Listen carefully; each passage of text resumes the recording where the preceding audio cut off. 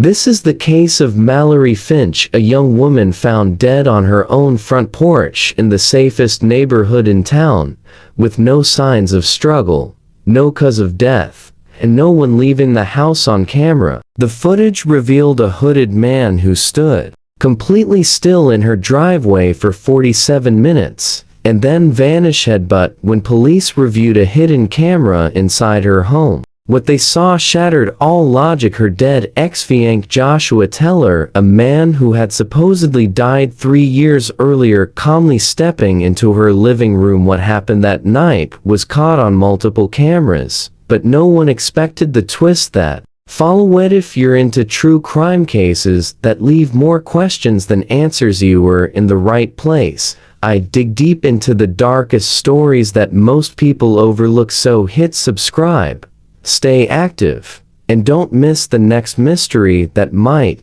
just keep you up at night. Now let's get into the case. Wellingham Heights was the kind of neighborhood that looked like it belonged on the cover of a home and garden magazine. Every lawn was perfectly trimmed, every mailbox freshly painted. Parents walked their kids to school, dogs barked in the distance, and the mail always arrived on time. It was the type of place people moved to when they wanted peace, safety, and predictability. Nothing bad ever seemed to happen there. It wasn't just quiet, it was controlled. Predictable, safer at least. It used to be. The illusion shattered. Early one October morning, at exactly 6:03 a.m., call came through to local emergency services. A woman had been found unconscious on her front porch by a neighbor out walking his dog. She wasn't moving, she wasn't breathing. The neighbor tried to revive her, but quickly realized it was too late. The woman was dead. Her name was Mallory Finch, a 27-year-old freelance editor who lived alone in a single-story home on Ashwell Lane. Police arrived within minutes, followed by paramedics, but there was nothing they could do. Mallory was declared dead on the scene. What made the scene so unsettling wasn't just her sudden death, it was how calm everything looked. The porch light was still on. Her door was slightly ajar. There were no signs of a struggle, no broken glass, no forced entry. Her phone was inside, still charging on the kitchen counter. Her laptop sat open on the coffee table, the screensaver quietly glowing. Everything looked undisturbed, almost staged. What investigators did notice was a faint bruise on the left side of her temple, but no other injuries. There was no blood, no defensive wounds, no evidence of toxins or drug use. At first glance, just Mallory, barefoot, in her sleepwear, collapsed as if she had simply walked outside and dropped. An initial theory was that she may have had a medical emergency, an aneurysm, perhaps, but the autopsy later ruled that out. The real cause of death wouldn't become clear until days later, and even then, it would only raise more questions. Her neighbors were stunned. Mallory wasn't known to be sick. She kept to herself, was polite, and had no known enemies. She rarely left town. Her social media was quiet. No romantic drama, no police history. Everything about her life seemed ordinary, and that was exactly the problem. The more police looked, the more confusing it became. With no clear suspect and no visible signs of foul play, detectives turned to the only real tool they had left: security footage. Nearly every home in Wellingham Heights had cameras. Mallory's street was lined with them, and at first, it looked like they might finally offer some answers. But when police began reviewing the footage, what they found wasn't answers. It was a puzzle, a haunting one. The review of the neighborhood security footage began methodically. Investigators gathered hours of recordings from doorbell cameras, garage-mounted systems, and motion-triggered feeds. It was a tedious process, frame by frame, house by house. At first, everything seemed uneventful. Cars drove by, porch lights flickered on and off, A few raccoons scurried across lawns, nothing out of the ordinary. But at precisely 1:17 am, one camera captured something different. A figure appeared at the far end of Ashwell Lane, a man dressed in dark clothes with the hood pulled tightly over his head. He didn't seem hurried. He didn't appear lost. He walked slowly, hands in his pockets, like he knew exactly where he was going. He passed 5 homes without stopping, not even glancing at the front doors or looking at the cameras. Then he reached Mallory's house and stopped. He stepped into her driveway and stood there, motionless. That was the first red flag. He didn't move for nearly 47 minutes, just stood under the glow of the streetlight, his face hidden, his posture perfectly still. He didn't knock, didn't try the door, didn't check for windows. His behavior wasn't that of a burglar or someone casing the place. It was something else, something colder. It was as if he was waiting for a signal, or a moment only he could recognize. At exactly 2:04 am, the front porch light flickered twice, then went dark. A few seconds later, the man stepped forward, opened the door, and walked inside. No force, no hesitation. It was unlocked. But here's where things became more disturbing. Every camera facing the street captured the man arriving. Not a single one captured him leaving. Officers reviewed hours of footage from every possible angle. Sidewalks, backyards, nearby intersections. Nothing. It was as though he had vanished inside the house. The timeline showed that Mallory's body was discovered just 4 hours later. And in that time, no movement was recorded at her door, and no one exited the home. Inside the house, there was no trace of him either. No muddy footprints, no disturbed furniture. The kitchen light had been left on. The back door was locked from the inside. Windows were secure.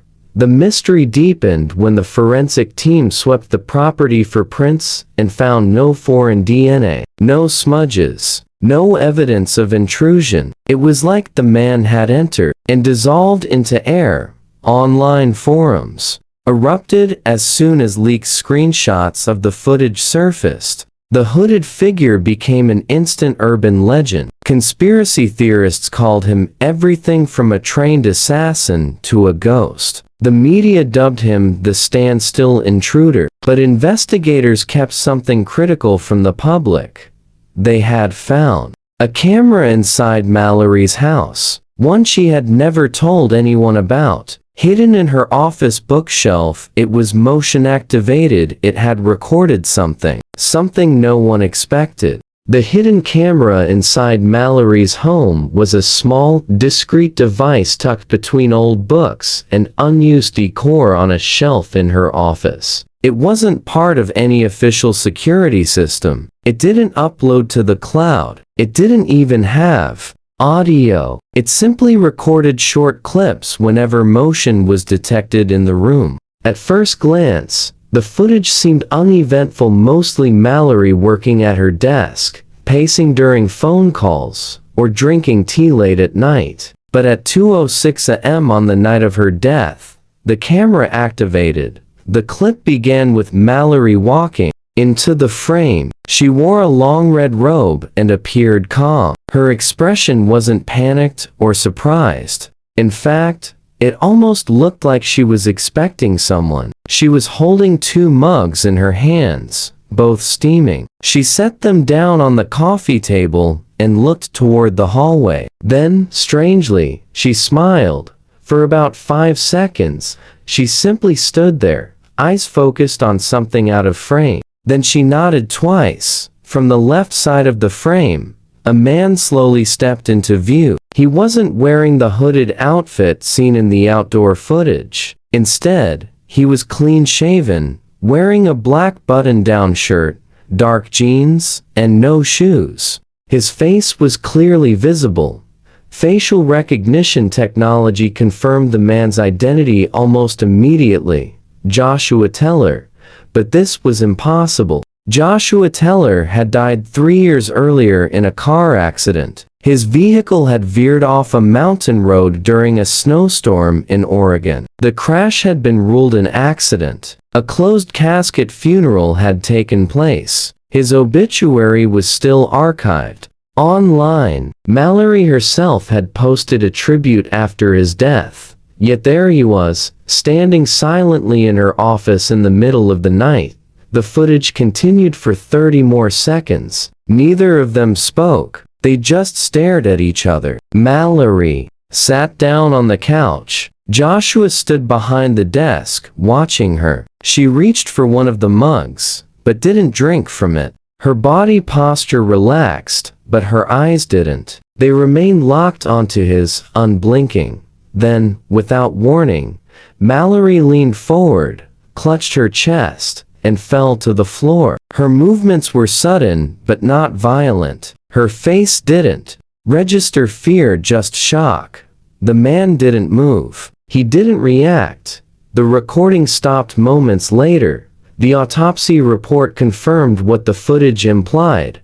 Mallory had suffered cardiac arrest. No toxins were found. No injuries apart from a mild bruise on her temple, possibly from the fall. The timeline was chilling. Mallory let the man in. She welcomed him. She made him tea. She smiled. Then she died. And the man, her supposedly dead ex-fiancé, was never seen leaving. As investigators struggled to make sense of the impossible footage, a new lead emerged, one that seemed unrelated at first. Over 1,500 miles away in a small town in Idaho, a local librarian named Mallory Finch was reported missing. The details were eerily familiar. She was 27, lived alone, and had no history of mental illness or criminal activity. She vanished without a trace. Her front door was left unlocked. Her car was still in the driveway. Her phone, wallet, and keys were untouched on the kitchen counter. When the report reached authorities working Mallory's case in Wellingham Heights, the name caught their attention immediately. At first, they assumed it was a coincidence. Finch wasn't a rare surname, but then they saw a photo. It was the same woman. Same facial structure, same eye color, same birthmarks, identical. A request was made for a DNA sample from the missing woman's personal items: hair from a brush, saliva from a toothbrush. When compared to the Wellingham Mallory's autopsy samples, the results were staggering. They were a genetic match, not siblings, not cousins, an exact match. That's when everything unraveled. Buried deep in encrypted folders on Mallory's laptop were documents and email chains tied to a company called Idolin Therapeutics, a defunct biotech startup that had gone under after allegations of illegal gene editing experiments. The files were mostly fragments, corrupted or half deleted, but certain words stood out. Subject Alpha, memory suppression protocol, phase for integration. One phrase appeared repeatedly.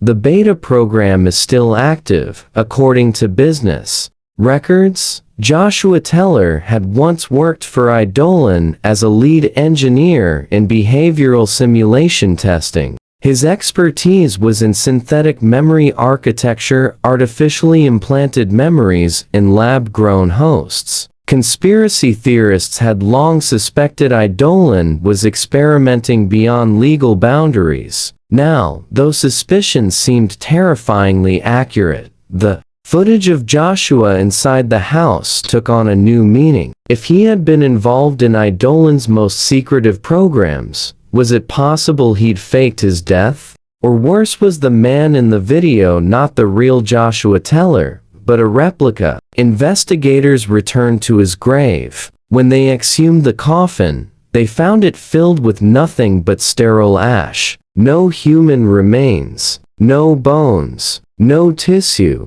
just fine gray powder sealed in a medical-grade containment bag.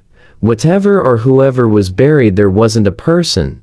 And now, two women with the same DNA, the same appearance, and nearly identical lives were connected to a man who legally didn't exist anymore.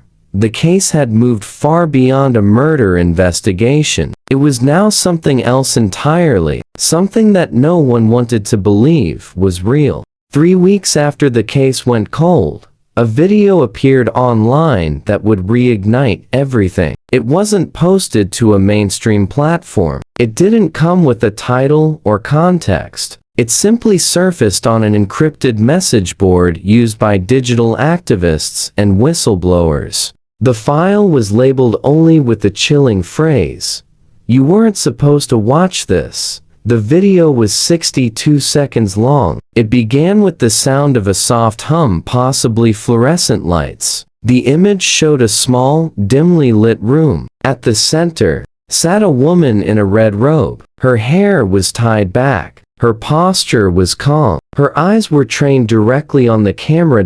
It was Mallory, or someone who looked exactly like her. She didn't speak. She didn't move. She simply stared, unblinking, as if she were waiting. For the first 30 seconds, nothing happened. Then, behind her, another figure entered the frame. It was Joshua Teller. Same black shirt, same expressionless face. He walked slowly into view and stopped just behind her. He leaned forward and appeared to whisper something into her ear, but the audio was too low to catch. Mallory nodded slightly. Her eyes remained locked on the camera. Then the video cut to black. No outro, no watermark, just silence.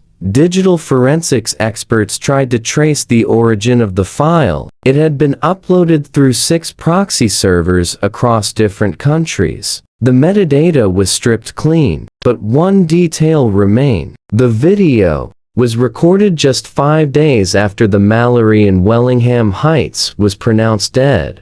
More disturbing still, someone had accessed the clip using Mallory's own IP address 2 days after her funeral. Authorities attempted to recover more files from her laptop and phone, but both had been wiped remotely and restored to factory settings. The house she had lived in was placed under surveillance, but nothing unusual was reported until 6 months later, when it was burned to the ground in what was officially ruled an electrical fire.